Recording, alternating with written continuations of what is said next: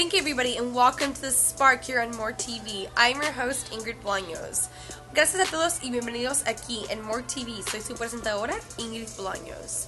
Now, More TV is kicking off on AT&T Uverse and Comcast internationally in Europe, Africa, India, and here in the United States. Now, More TV is dedicated to spreading love, truth, peace, freedom, and justice.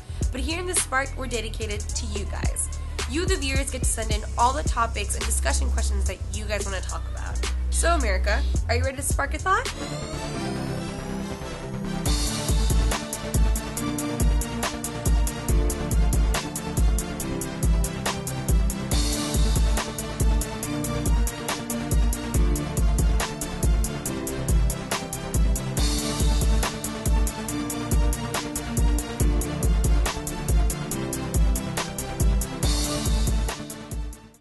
So our first segment of the show is the pros and cons, brought to you by SMG Houston.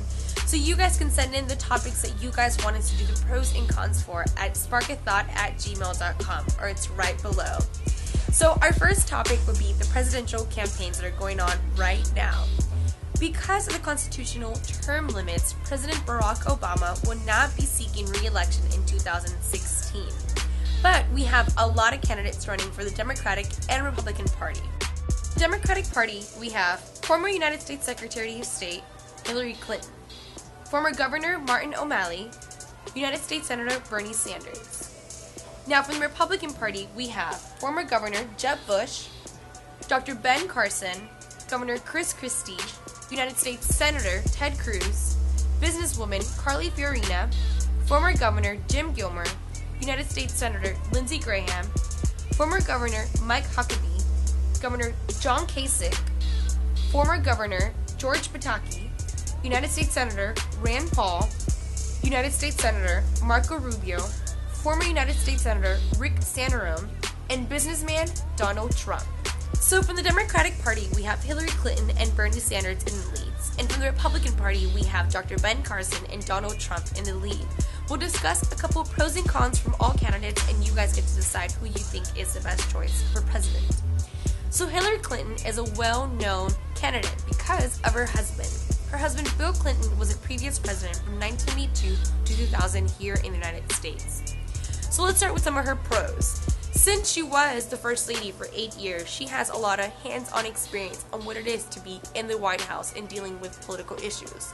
Not only that, but she was Secretary of State from 2009 to 2013, so she has a lot of experience being in office. Now, after discussing some of Hillary Clinton's pros, we'll go ahead into the main cons of her presidential candidacy. The very first one, which a lot of people see as a huge flaw, is that she promoted the Iraq War.